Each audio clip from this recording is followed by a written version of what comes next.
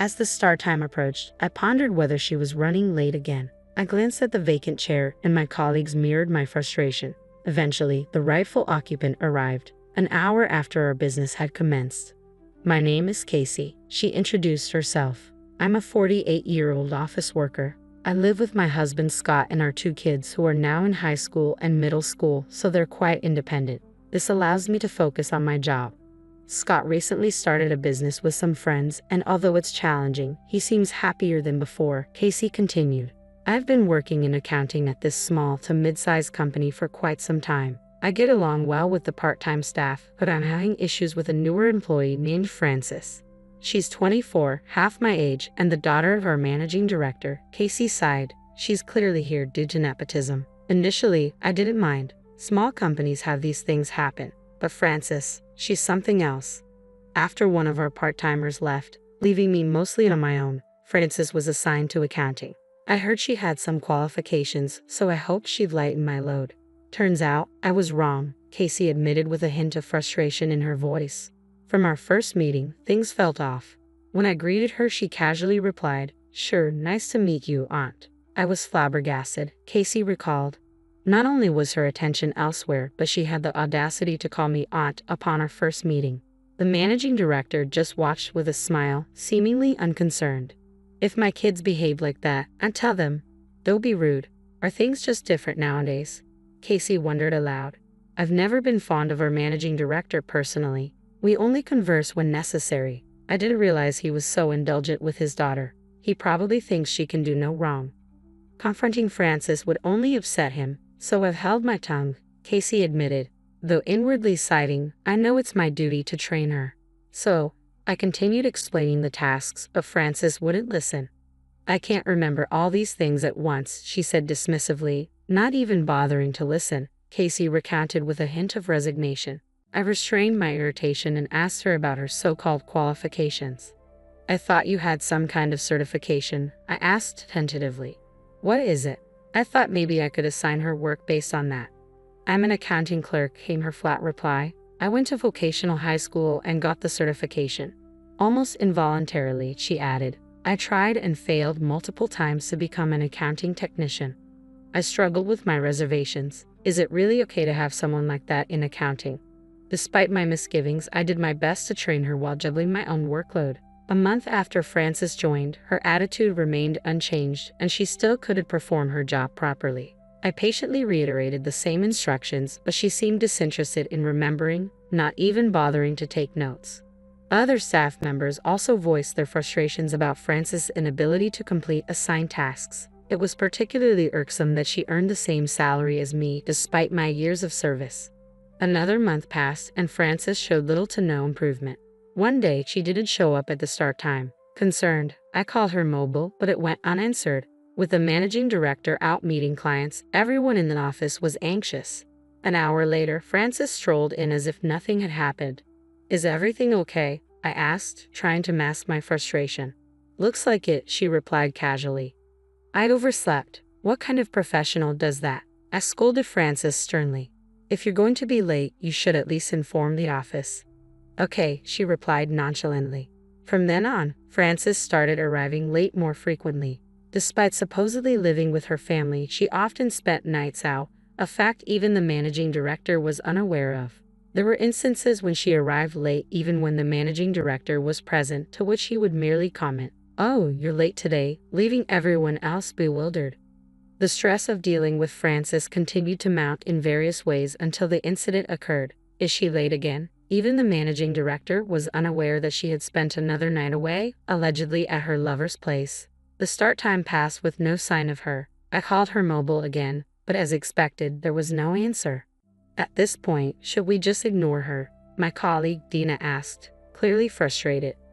Finally, Frances arrived, more than an hour late. She sat down at her desk without a greeting and began applying makeup as if nothing had happened. Everyone was stunned, but she appeared unconcerned. "Frances, this really isn't okay." I finally spoke up. She looked at me, puzzled. "You come in late with no greeting and start doing your makeup. I've told you before to call if you're going to be late. Remember? It's like they don't seem to know what's wrong." I muttered to myself, feeling absurd having to lecture a 24-year-old adult like a child. Frances sulked, displaying a childlike attitude. Isn't it common courtesy to apologize when you're late? I added, exasperated. At that moment, the managing director stormed over to me, his face twisted in anger. You insolent brat, who do you think you are? You're fired. I almost blurted out, what? But managed to hold my tongue. Nervous glances darted around the room.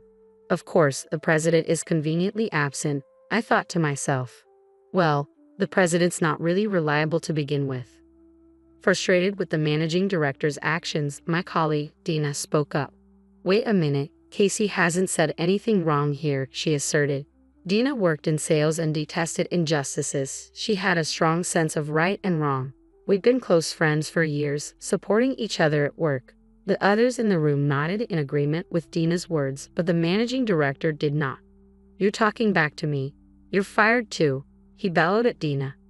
Unable to hold back any longer, I glared at the managing director. Are you serious about this? Dina joined in, glaring at him as well. He declared both of us fired and ordered us to leave immediately. At that moment, the president returned, looking puzzled. Apparently, the president and the managing director were relatives, and for some undisclosed reason, the president couldn't oppose him. Fed up, Dina and I packed our belongings and left. We stopped at a cafe to catch our breath. What's his problem? Dina asked, still fuming. I was getting tired of the job, but I didn't think I'd have to quit like this.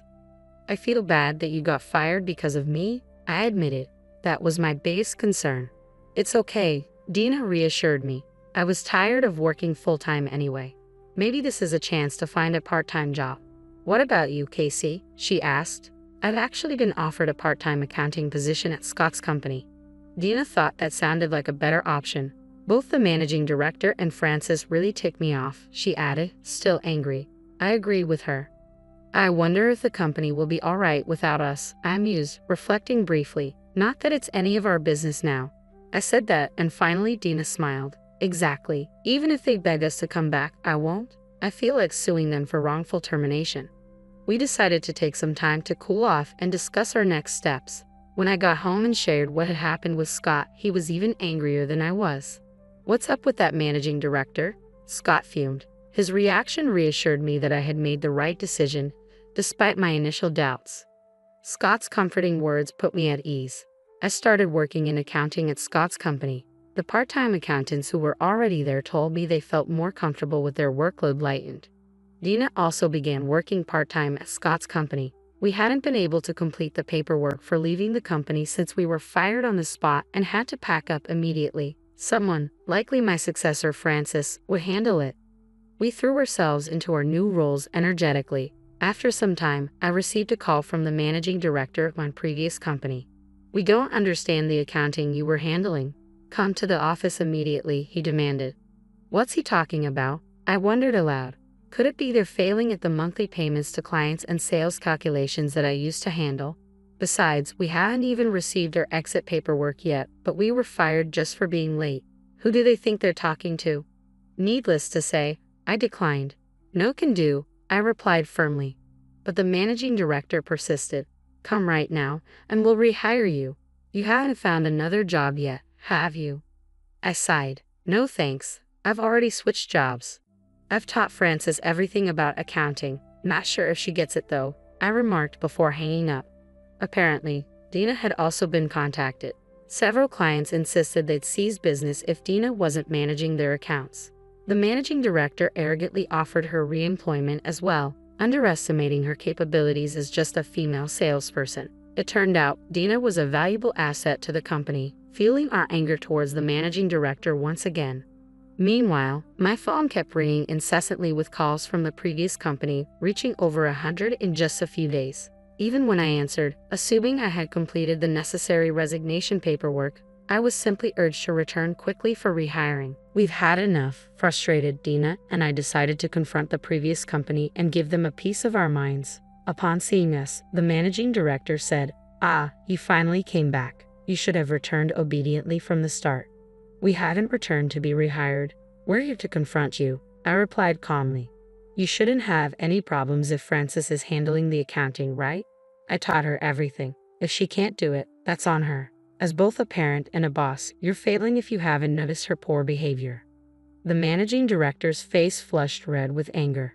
"How dare you? I'd even offered to rehire you." "That's precisely why we don't want to be rehired. In fact, we were considering quitting anyway," I continued, undeterred by his shock. "And has Frances started acting like a responsible adult yet?" Dina interjected. "While I don't deny nepotism, at least have her work properly. The way she talks, the attitude when she listens, everything about her is unprofessional. Shouldn't you, as her parent, be the one to address these issues? And you fired us just because we pointed that out. It doesn't make sense, to be honest." I couldn't care less about being fired. It was clear things would go downhill if Frances was the only one left in accounting, I stated bluntly. The managing director glared at me. "Plus, firing Dina, who's a stellar salesperson, shows you really don't know what you're doing. No wonder you're losing clients. How many have you lost in the last month?" I added, a grin spreading across my face as the managing director's face turned beet red. "I came here today to discuss our wrongful termination. We need you to provide the necessary documents. Also, I wanted to see firsthand how much trouble you're in without us," I continued, not giving him a chance to respond. Dina chimed in after me. "I've already consulted a lawyer about the wrongful termination. We're willing to consider a settlement if it spares us all the hassle." "What will it be?" The managing director burst out. "What wrongful termination? You were fired on the spot for bringing up issues with an employee's behavior." "This is clearly wrongful termination," I asserted firmly, locking eyes with the visibly pale president. "Mr. President, this is your company, isn't it? Your relationship with the managing director has nothing to do with us. Getting more than 100 phone calls is crazy, don't you think? You fire us, and now you want us back because you're in a jam. Who do you think would even listen to that?" The president could only manage to look paler, unable to say a word. "Mr. President, you've done accounting work before, right? I trust you'll handle the rest," Dina concluded. Dina and I decided there was no point in further discussion and turned to leave. "We'll leave the rest to our lawyer," I remarked firmly. After some time, we received a request for a settlement through a lawyer, and we agreed. We were recognized as victims of wrongful termination and received our unpaid wages, severance pay, and a settlement amount higher than the market rate. We were pleased. It felt like we had finally had our revenge on the company. Both Dina and I would sometimes receive urgent calls from clients while we were out, as we had given them our personal numbers after we abruptly left. Some even called to check up on us. I explained the situation and that we had been wrongfully terminated. Word spread quickly in our tight-knit industry. Most of Dina's clients left once she quit, likely cutting the company's business in half. According to a former colleague, staff kept leaving the company. They were getting complaints from clients, and the president and managing director were overwhelmed trying to keep things running. Frances couldn't manage, so the wife of the former accounting president had to step in. She was a stern person, and Frances was reportedly having a hard time, crying every day. 6 months later, the company apparently went bankrupt. I reflected. It might be a good thing they lasted half a year. One day, I concluded, leaving the story open-ended.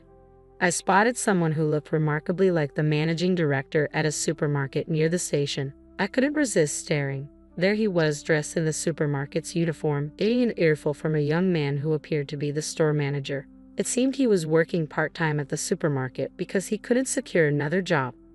I couldn't help but chuckle at the irony of the once haughty managing director now being scolded by someone younger. Our eyes met briefly from a distance, and I gave him a nod, which he predictably ignored. Since I frequented that supermarket, I made it a habit to look out for him. He was often caught in the midst of being reprimanded for something. I had thought he was competent, but Dina later informed me that he often took credit for his subordinates' work. Speaking of which, when I mentioned the supermarket to Dina, she started going there out of curiosity and eventually became a regular customer. In a way, the managing director's presence was contributing to the supermarket's revenue, so maybe he did have some competence after all, though he was always getting yelled at. Dina and I continued to work happily at Scott's company. Scott even expressed relief, noting that our efforts had boosted the company's sales. We both looked forward to Scott treating us to dinner for our upcoming birthdays.